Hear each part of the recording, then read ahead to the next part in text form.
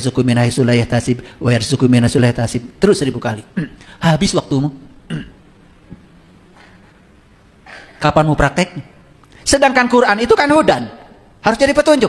Apa petunjuknya dari kata-kata itu? Ambil petunjuknya, implementasikan dalam hidup.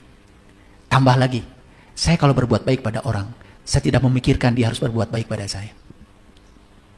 Wa yarzuqu min haitsu la yahtasib. Ternyata begitu saya melepaskan keinginan untuk mendapatkan balasan kebaikan, kebaikan datang dari arah yang tidak disangka, tanpa balas. Saya berbuat baik pada si A, dia mau menyanjung saya, gak mengubah saya. Dia mau menghina saya, tidak akan mengubah kebaikan saya. Saya akan tetap berbuat baik sama dia. Wa yarzuqu min haitsu la yahtasib. Ibu-ibu, ungkapkan cinta pada suami. Jangan berharap apa-apa. Wa yarzuqu min haitsu la yahtasib, datang. Tapi kalau ibu-ibu mengungkapkan cinta pada suami, berharap dia melakukan ini, melakukan itu. Kalau dia tidak melakukan, kecewa. Coba implementasi dari wa yarzuqu min haitsu la yahtasib. Luas? Nyata? Bisa dirasakan hari ini? Bisa. Agama itu nyata, bukan fiksi. Bukan tentang akhirat, bukan tentang masa depan. Kalau kita merasakan hari ini, pasti akhirat kita selamat. Wujudkan dulu di sini, saat ini, sekarang. Bisa berbuat baik pada orang lain tanpa muatan? Bisa?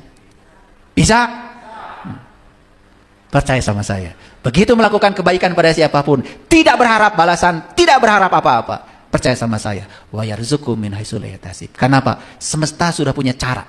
Setiap kita berbuat baik, pasti kebaikan akan datang kepada kita. Karena semua kebaikan yang kita lakukan bukan untuk siapa-siapa, kecuali untuk diri kita sendiri. Keren gak kalau begitu? Itu baru agama itu jadi keren. Agama itu menolong. Agama jadi syafaat. Jadi syafaatnya Rasulullah yang paling utama adalah ilmu yang beliau sampaikan dari Allah, amalkan oleh kita, menolong kehidupan kita saat ini. Kan selama ini yang disebut dengan syafaat oleh kita itu, nanti kita akan dibariskan.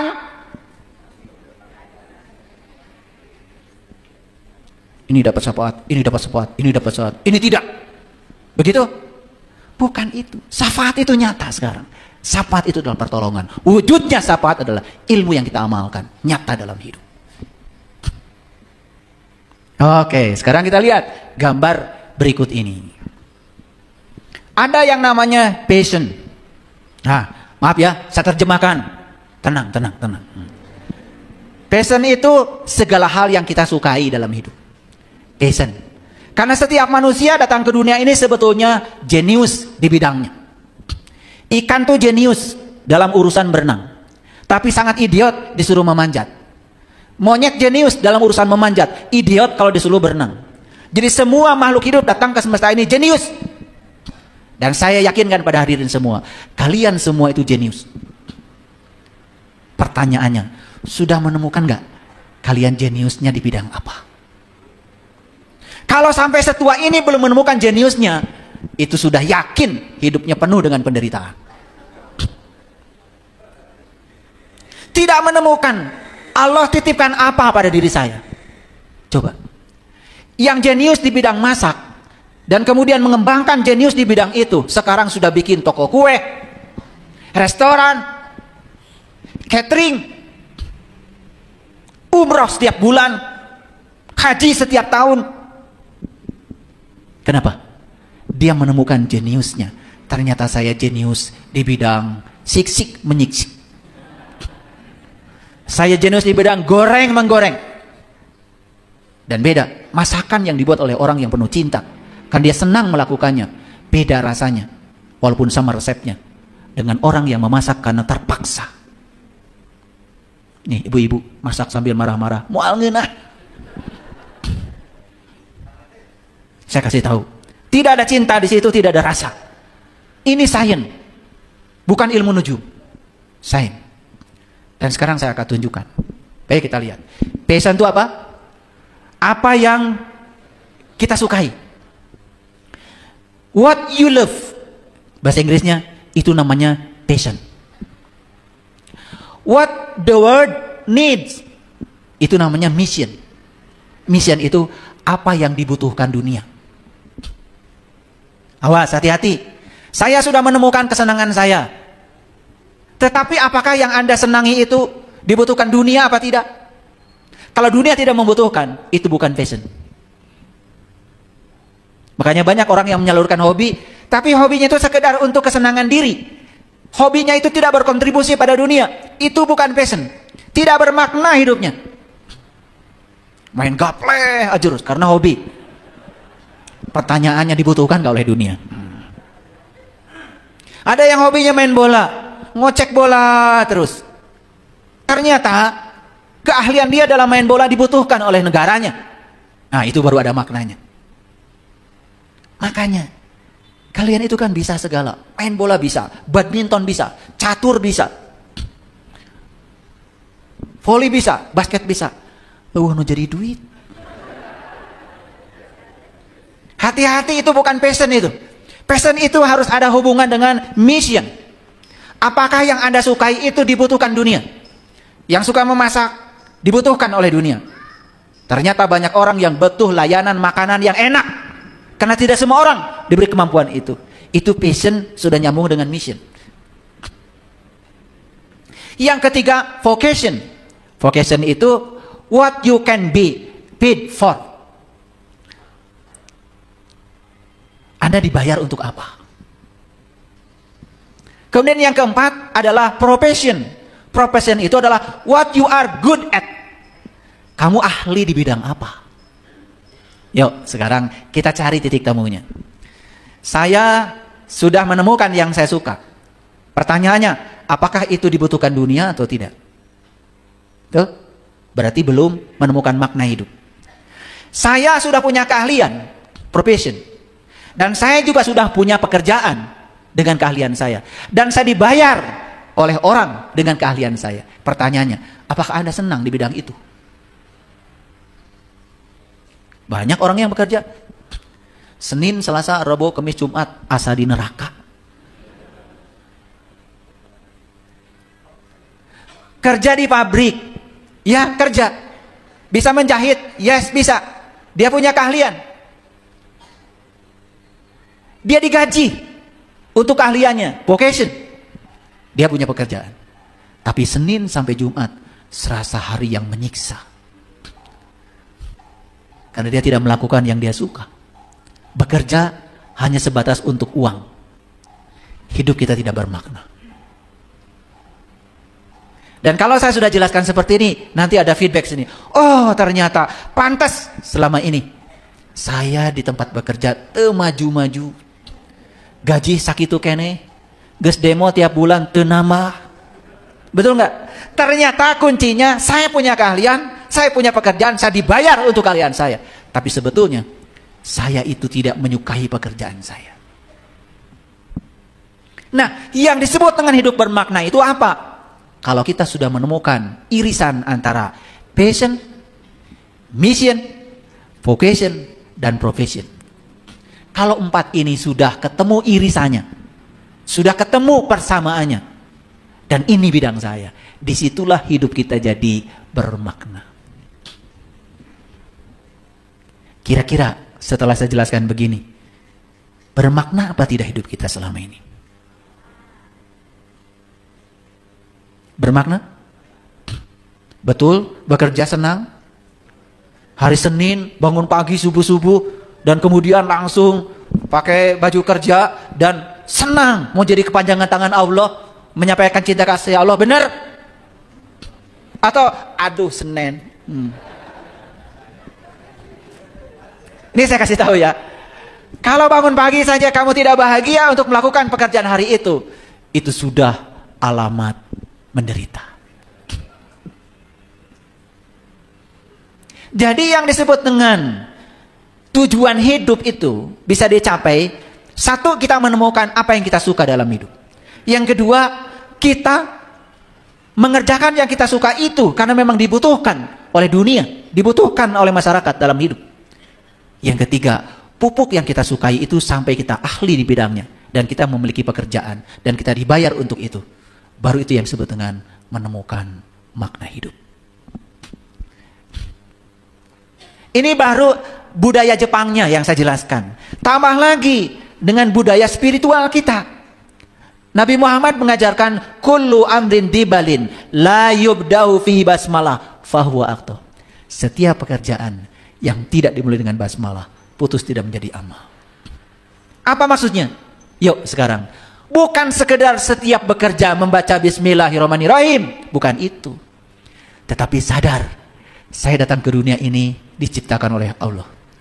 Kelahiran saya penting. Dan saya direncanakan oleh Allah untuk tujuan Allah.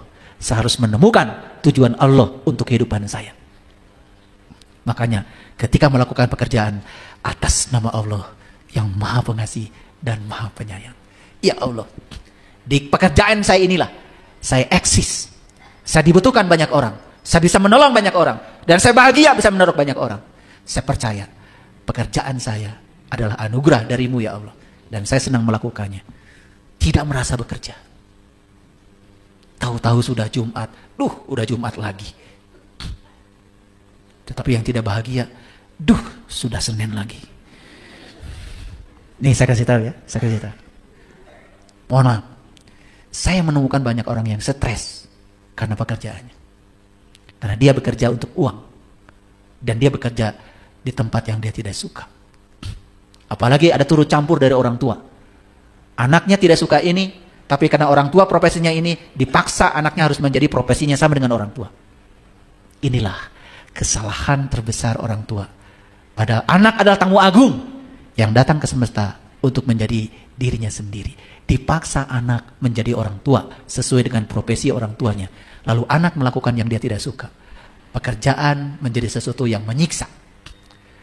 Segera ketika di tempat bekerja bukan berkarya, tapi dia pikirkan hari Sabtu berapa hari lagi ya? Tiap hari lihat kalender. Berharap 1 minggu hari yang membahagiakan. Ternyata Sabtu Minggu juga menjadi hari yang menyiksa. Karena hari Sabtu, hari Minggu, ingat terus tugas-tugas pekerjaan. Dan melakukan tugas itu sama sekali tidak happy. Merasa itu sebagai suatu beban dalam hidup. Siap-siap saja untuk mengalami sakit secara fisik. Kenapa? Semua sakit yang fisik itu berasal dari stres. Stres bukan karena tidak bekerja. Orang yang tidak bekerja stres. Yang kerja pun stres. Jadi tidak ada pilihan. Kecuali bekerja melakukan yang kita suka. Ditambah lagi dengan satu keyakinan. Bahwa saya datang ke semesta direncanakan oleh Allah. Saya datang ke semesta untuk tujuan Allah. Bukan untuk tujuan saya.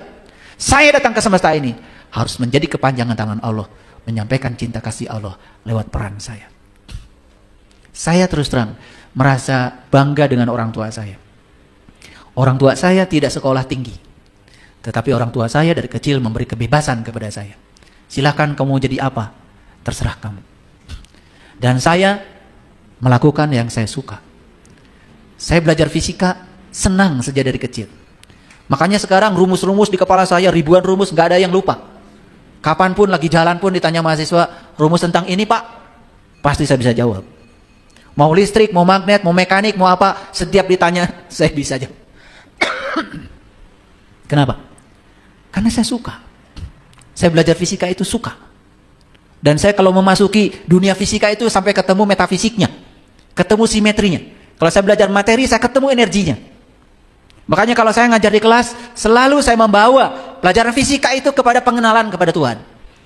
Karena fisika itu fisik, alam semesta. Alam semesta diciptakan oleh Allah. Karena Allah ingin dikenal.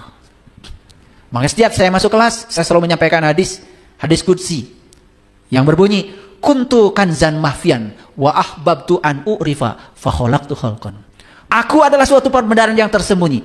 Aku ingin agar aku dikenal. Maka aku ciptakan ciptaan agar dengan ciptaan kalian mengenali aku. Dan saya bilang sama mahasiswa saya, belajar fisika dengan saya untuk mengenali Tuhan. Keren gak? Sehingga saya menjadi jalan untuk mereka mengenal Tuhan. Makanya saya tidak merasa saya bekerja. Saya tidak menunggu gaji tanggal 1. Karena setiap hari tanggal 1. Wa yarzuqu min haitsu la yahtasib. Itu kerennya kalau petunjuk kitab suci itu kita implementasikan dalam hidup. Makanya saya sering mengatakan, sekarang ini kita tidak butuh penghafal Al-Quran. Yang kita butuhkan adalah pengamal Al-Quran. HP saya ini 30 juz hafal. Silahkan tanya, mau ayat yang mana? Saya jawab. Tanya HP saya, Quran tentang zakat ada berapa ayat? Tanya aja, Quran tentang zakat berapa ayat? Keluar semua ayatnya. Pinter HP saya. Duluan masuk surganya daripada saya. Hadirin, tentu saja menghafal itu bagus, tetapi itu belum selesai. Jangan bangga, ya. Mau mantuan aja syaratnya harus hafal ini, hafal itu. Ribet. Dan hafal belum menjamin dia mengamalkan. Tapi setiap yang mengamalkan dijamin pasti hafal. Paham maksud saya? Yuk, sekarang kita lihat sekali lagi. Jadi begitu kita menemukan irisan antara passion, mission, vocation, profession, maka kita akan menemukan titik temunya di tengah. Itu yang disebut dengan hidup yang bermakna. Kira-kira sudah menemukan belum? Baru sadar, aduh, usia sudah segini, rambut sudah putih semua, jalan sudah miring, baru mau mencari titik temu antara passion, mission, vocation, profession. Wah, wassalam. Akhirnya hidup muter-muter di situ tanpa ada makna, tidak mencapai tujuan dari kehidupan itu sendiri. Nah, perhatikan ayat ini. Perhatikan diagram ini. Ya, what you love, apa yang kamu senang, sudah ketemu. Oh, ternyata saya sangat berbakat di bidang ini. Berikutnya, what you are good at. Saya pupuk yang saya senang. Dan saya sudah menemukan saya ahli di bidang ini. Ini yang ahli ya. Apalagi yang gak punya keahlian. Hidup gak jelas. Punya keahlian enggak. Kerja enggak. Kerja cuma melamun. Malas-malasan. Waduh. Berharap surga. Melawan hukum alam. Ya, lihat sini. Orang yang sudah menemukan what you love, sudah menemukan what you are good at, sudah menemukan apa yang saya suka, dan saya sudah menemukan keahlian saya sudah jago di bidang ini dan tidak ada orang lain seahli saya. Hati-hati, ada catatan di situ. Pertemuan antara passion dengan profession, ada titik tengah itu. Satisfaction but feeling of uselessness. Dia mungkin puas karena sudah menemukan yang dia suka. Dia puas, mungkin sudah punya keahlian yang dibutuhkan. Tetapi dia merasa hampa. Kenapa? Dia menyukai sesuatu, dia ahli di bidangnya, tetapi tidak punya pekerjaan. Tetap hampa. Karena suka atau tidak suka, hidup perlu uang. Uang bukan segalanya, walaupun segalanya butuh uang. Tetapi tidak bisa dipungkiri, kalau hidup perlu uang. Ada lagi yang sudah menemukan, menemukan what you are good at, sudah menemukan what you can be paid for.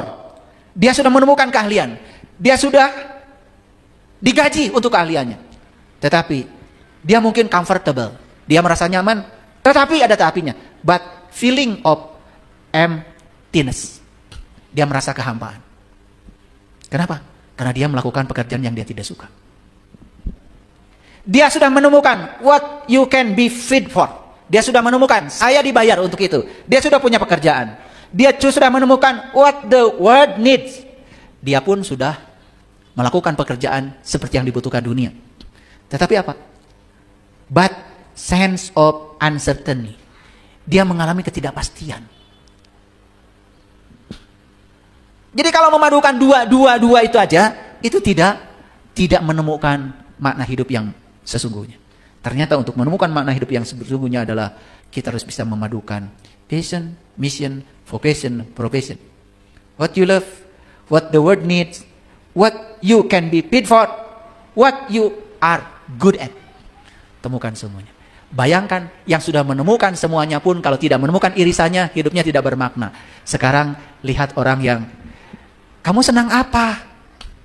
Saya nggak tahu ya, saya itu sebutnya senangnya apa. Umur berapa? Alhamdulillah 73. Ari gawe naon wae, umur 73 sampai tidak tahu kamu senangnya apa. Coba. Sudah ditanya senangnya apa, ditanya lagi. Apakah kamu dibutuhkan oleh dunia? Nah, itu masalahnya. Dunia butuh saya apa tidak? Terus, apakah kamu dibayar atas upayamu, jerih payamu? Itu masalahnya. Sampai sekarang saya masih merasa miskin. Nu mayar.